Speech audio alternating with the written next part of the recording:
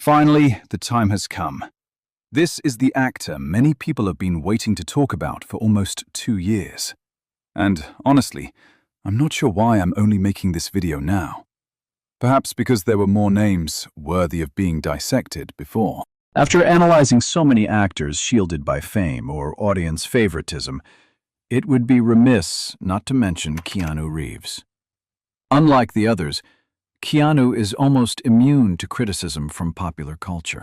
His image as Hollywood's good guy, his tragic life stories, and the enormous number of memes on the internet have given him a very strong protection against scrutiny. Interestingly, Keanu has a rather limited range of acting, but those limitations are often turned into advantages. His expressionless face is called calmness.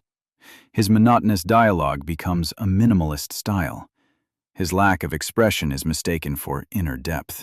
At some point, people stopped talking about Keanu's acting and started looking for reasons to justify it. His career is like the story of an actor who realizes he doesn't need to portray too much inner emotion to succeed. And the films constantly adjust to that. Look at John Wick. Through 4 films, John Wick tells the story of a retired assassin drawn back into the violent underworld with its own rules. Each installment takes the scale up. More assassins, more locations, more action scenes. But the main character remains almost unchanged. John Wick doesn't develop inner feelings, doesn't self-reflect, and doesn't truly transform. The entire franchise is betting that legend can replace character depth.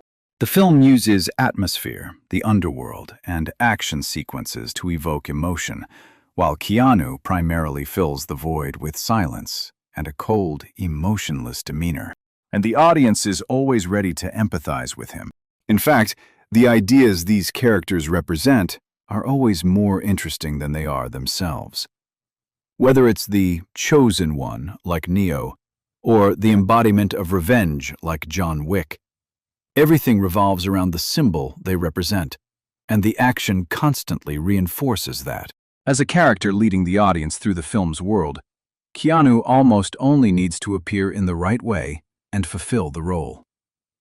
John Wick doesn't really have much room for inner development or psychological change, and I think that's the perfect type of role for Keanu, as it leverages his charisma rather than forcing him to delve too deeply into acting. This isn't entirely Keanu's fault, or the fault of those films. But things started to become apparent when he took on roles that demanded more nuance. The Watcher is a late 1990s thriller with a familiar cat-and-mouse motif. An FBI agent is psychologically manipulated by a serial killer who always foretells murders, forcing the police to chase him. The film aims to build an obsession between hunter and prey. The killer isn't portrayed as a typical violent individual, but rather as a psychological manipulator who finds power in gradually, uncontrollably manipulating his victims. Keanu plays David Alan Griffin, a killer whose greatest weapon isn't violence, but control and the feeling that he's always one step ahead. This type of role requires a threat that comes from calmness, a soft voice, cold confidence, and the feeling that everything is part of a plan. And it is here that Keanu's limitations are most clearly revealed. Unlike John Wick, The Watcher can't mask the acting with action or mythologizing the character. It demands psychological depth, subtlety, and the ability to create a sense of danger without shouting.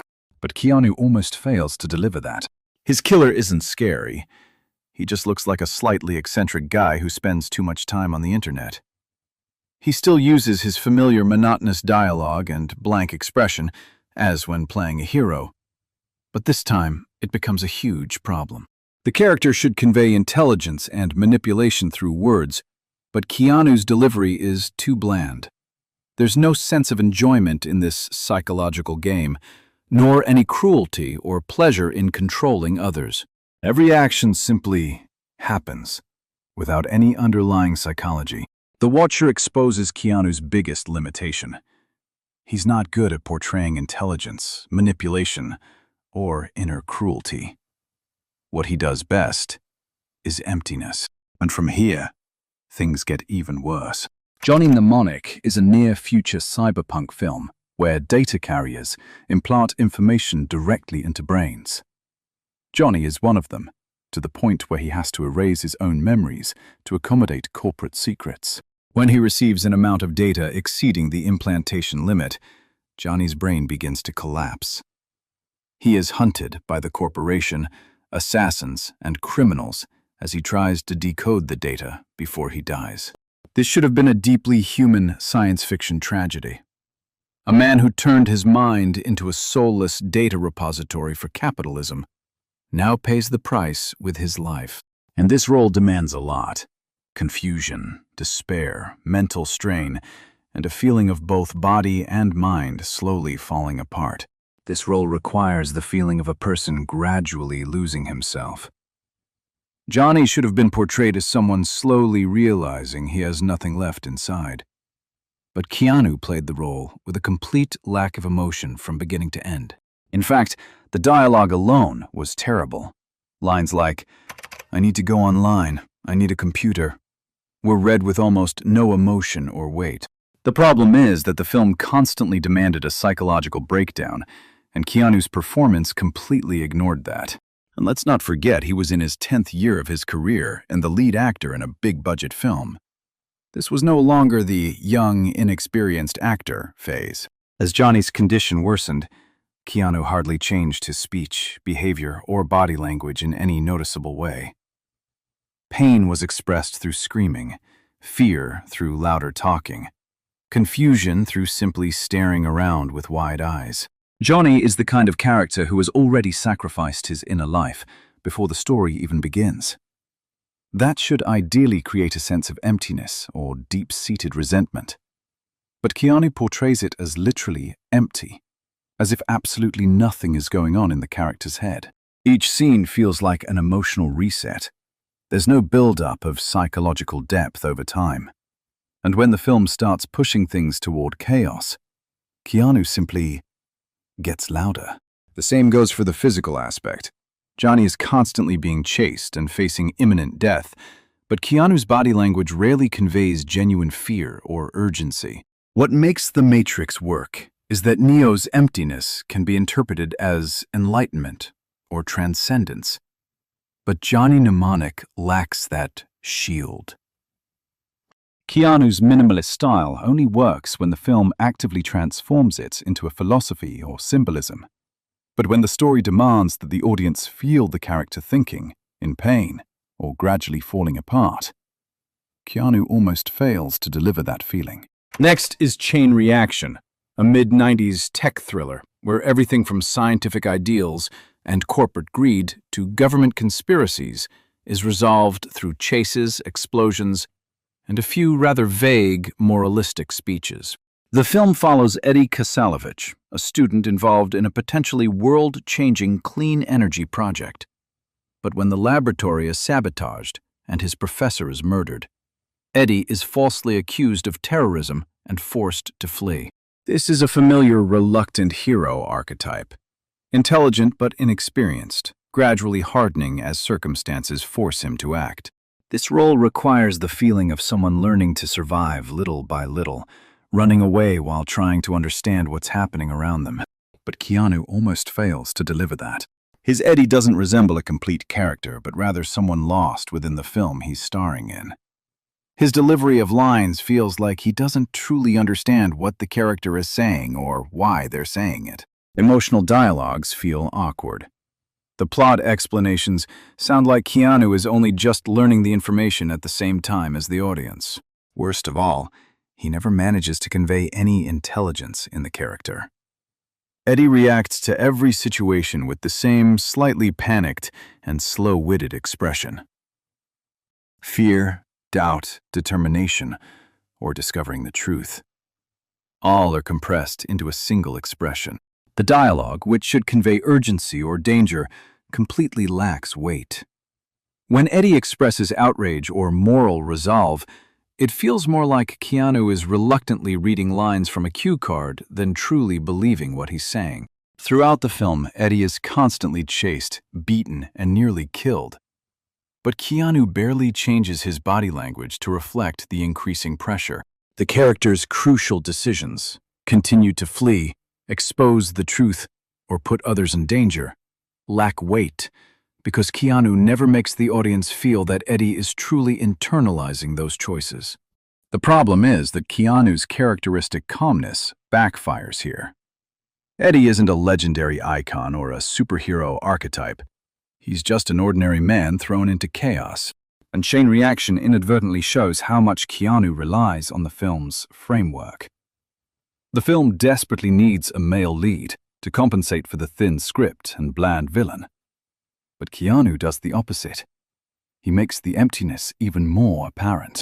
By the end of the film, Eddie is almost exactly the same person he was at the beginning, because his performance never developed enough to convince the audience that the character had changed. The conspiracy grows bigger, the danger escalates, and Keanu remains stagnant both emotionally and internally. Before realizing his minimalist acting style suited action blockbusters, Keanu had tried his hand at rom-coms with Sweet November. The film tells the story of Nelson Moss, a successful advertising executive living a rigid schedule and focusing solely on work. After a chance encounter with Sarah, a free-spirited, eccentric woman who changes men's lives in a month, Nelson agrees to live with her for the entire month of November.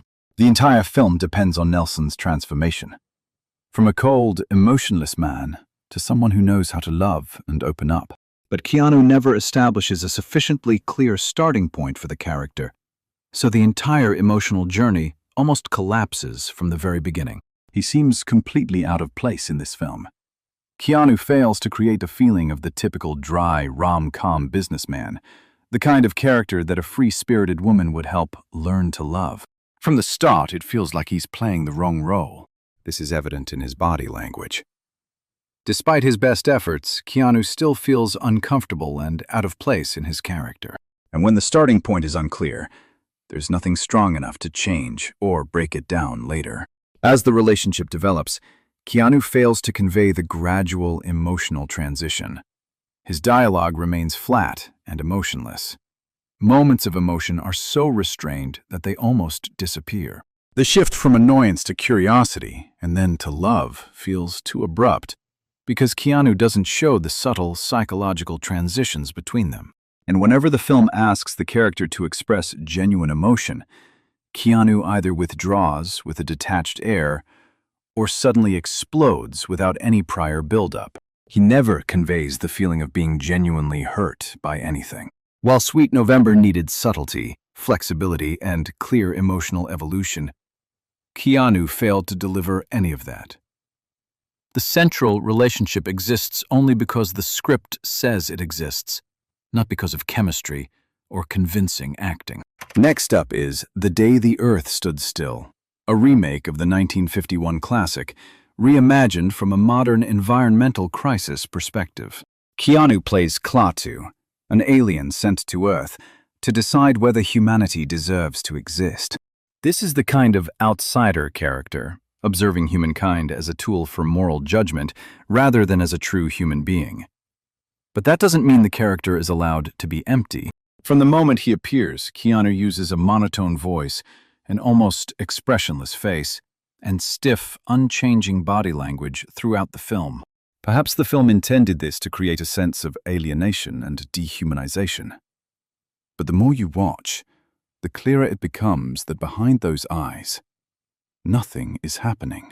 Klaatu gives the impression of an actor detached from the film, trying to conceal it with his familiar, monotone voice. The problem isn't that the character lacks emotion.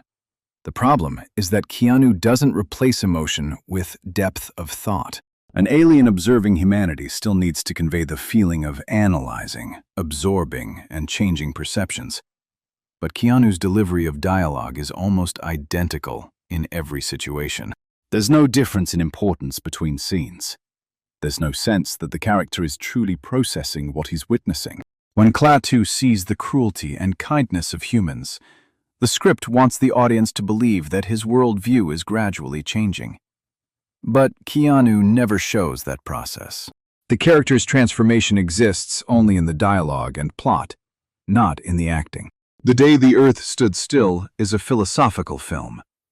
It raises questions about collective guilt, the moral values of humanity, and whether change driven by fear is truly evolution. Claw 2 is the lens through which the audience can view those ideas. But Keanu's inability to convey inner depth makes that lens blurry. Instead of letting the audience feel the ideas through the character, the film constantly uses dialogue to explain everything. And that's a recurring motif in Keanu Reeves' career. When you strip away the mythological layer, the symbolic style, and the surrounding action, what remains is an actor who struggles to convey inner thoughts or transformations through his performance alone. These films don't fail because the ideas are too ambitious. They fail because the lead actor isn't capable of breathing life into those ideas. And perhaps now everyone understands why I had trouble with the way many people praised Keanu's performance in John Wick. Simply put, the character didn't demand enough depth to fully reveal his acting limitations. Limitations that, in fact, have only improved very little over the decades. When an actor can't bring the character's inner life to the role, the script has to constantly compensate for it. And at some point, the film even stops trying to do so. And that's where this analysis ends. Thank you for watching.